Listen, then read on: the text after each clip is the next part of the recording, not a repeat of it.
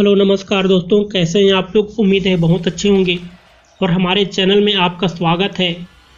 हमारी जो आज की कहानी है वो है चुड़ैल के साथ विवाह।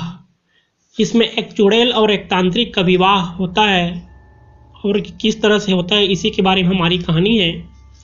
और आप लोगों को कहानी सुनाऊं इससे पहले बताना चाहूँगा कि हमारा चैनल किसी भी तरह से जादू टोना तंत्र मंत्र पर विश्वास नहीं करता और ये कहानी सिर्फ आपके मनोरंजन के लिए है, इसके अतिरिक्त कुछ भी नहीं। तो कहानी शुरू करते हैं। तो कहानी में एक गांव का सीन है। तो एक बहुत पुरानी बात है। एक गांव में एक तांत्रिक रहता था।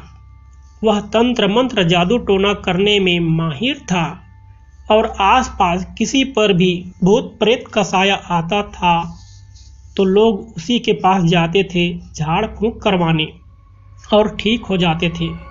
तो इस तरह से उसका नाम आस पड़ोस के गांव में भी मशहूर हो चला था। और पहले क्या है कि लोग खाना बनाने के लिए गोबर के कंडे बनाया करते थे जिसे जलाकर ईंधन के रूप में उपयोग करते थे और साथ में लकड़ी भी। तो उस तांत्रिक की उम्र लगभग 35 साल रही होगी और वह अपने घर में अकेला था, उसका कोई भी नहीं था। तो वह भी खाली समय में गोबर के कंडे बनाता और धूप में सुखा देता था और इस तरह से उसका ईंधन के रूप में गोबर के कंडे और लकड़ी जो है वो काम आ जाते थे।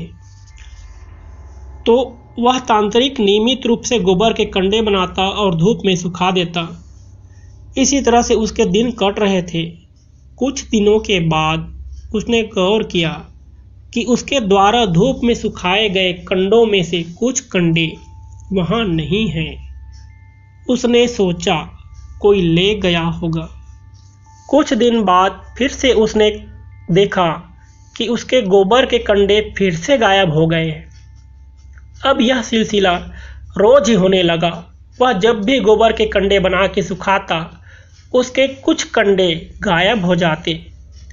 वह आस पड़ोस के लोगों को भी पूछा इसके बारे में, लेकिन इसके बारे में कुछ भी पता नहीं चल सका। अब वह सोच में पड़ गया। उसने सोचा कि अब इस तरह से छोड़ देने से काम नहीं चलेगा। अब उसे पता लगाना ही पड़ेगा कि उसके गोबर के कंडे आखिर चुराता कौन है। उसने इस बार जब कंडे सुखाए तो उसके भीतर चावल पर तंत्र मंत्र करके उसने रख दिए कि अगर कोई भी उसके गोबर के कंडे उठाए तो उसके पैर वहीं जम जाए और वह भाग न सके।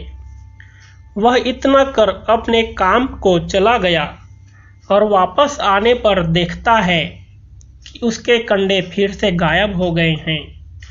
वह सोच में पड़ गया कि आखिर ऐसा कैसे हो सकता है, क्योंकि उसने पहले ही इसका उपाय कर रखा था।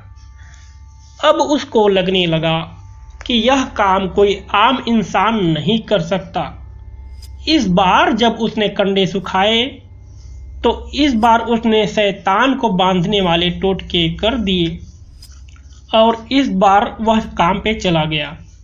जब काम से आया तो क्या देखता है कि एक सफ़ेद साड़ी में औरत है और उसके बाल छितरे हुए हैं, चेहरा भी बाल से ढका हुआ है और कुछ साफ दिख नहीं रहा है और उसी के हाथ में गोबर के कंडे हैं और वह वहीं पे खड़ी हुई है। जब वह तांत्रिक उसके पास पहुंचा तो उसका चेहरा देखकर उसको समझने में देर नहीं लगी कि वह एक चुड़ैल है, क्योंकि एक चुड़ैल आज तांत्रिक के जादू शक्तियों को तोड़ नहीं पाई, इसलिए वह भाग नहीं सकी थी। उस तांत्रिक ने उसके बालों को पकड़कर उसे अपने घर में ले गया और फिर उसके साड़ी को खींचकर उतार दिया, क्योंकि दोस्तों चुड़ैल की जादुई शक्ति उसकी साड़ी में ही होती है। अब साड़ी उतर गई तो वह चुड़ैल भी शक्तिहीन हो गई और उसके पास कोई जादुई शक्ति नहीं बची। तांत्रिक उसकी साड़ी उतारने के बाद उसके रूप सौंदर्य को देखा तो उस पर मोहित हो गया, क्योंकि वह लगभग 21-22 साल की जवान लड़की की तरह बेहद ही खूबसूरत थी। उस तांत्रिक ने तब उससे शादी करने के लिए कहा। चूंकि तांत्रिक भी अकेला था और चुड़ैल भी अब साड़ी ना रहने के कारण शक्तिहीन हो गई थी, एक आम लड़की की तरह, तो उसने उस तांत्रिक के साथ शादी कर लेने में ही अपनी भलाई समझी, क्योंकि वह तांत्रिक तो उसे उसकी साड़ी वापस करने वाला नहीं था। उन दोनों ने आखिर में शादी कर लिया और शादी के बाद भी वह चुड़ैल जो है एक आम इंसान की तरह उसके साथ रहने लगी। घरेलू काम वह चुड़ैल करती एक औरत के रूप में, और इस तरह से उनका जीवन चलने लगा। कुछ दिनों के बाद उनका एक बेटा हुआ और वह भी देखते देखते बड़ा हो गया। जब उनका बेटा बड़ा हुआ तो उन्होंने उनकी शादी तय कर दी, और जब उसकी शादी तय हुई तो आप जानते हैं कि जब शादी होती है गांव में तो बहुत खुशियां मनाते हैं और नाचते गाते हैं।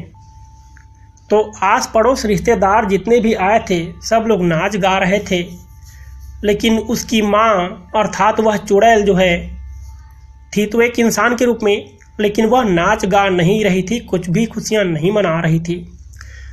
तो बाकी लोगों को देखकर बड़ा आश्चर्य लगा कि अपने बेटे की शादी में भी इसको कोई खुशी नहीं हो रही है। तब उसने उसको अपने साथ नाचने गाने के लिए कहा, लेकिन वह गांव वालों की बात नहीं मानी। बहुत जोर देने पर उसने कहा कि मेरे पति के पास मेरा बहुत ही अजीज वस्तु, मेरा अजीज सामान, बहुत ही प्यारा सा सामान है, अगर वो उसे मुझे वापस करेंगे तभी मैं नाचूंगी गाऊंगी, और नहीं करेंगे तो नहीं नाचूंगी।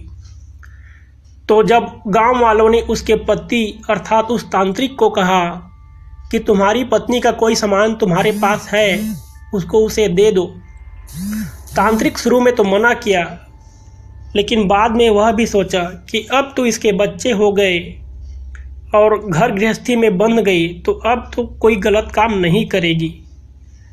मजबूर होकर उसने भी उसे वो साड़ी दे दिया।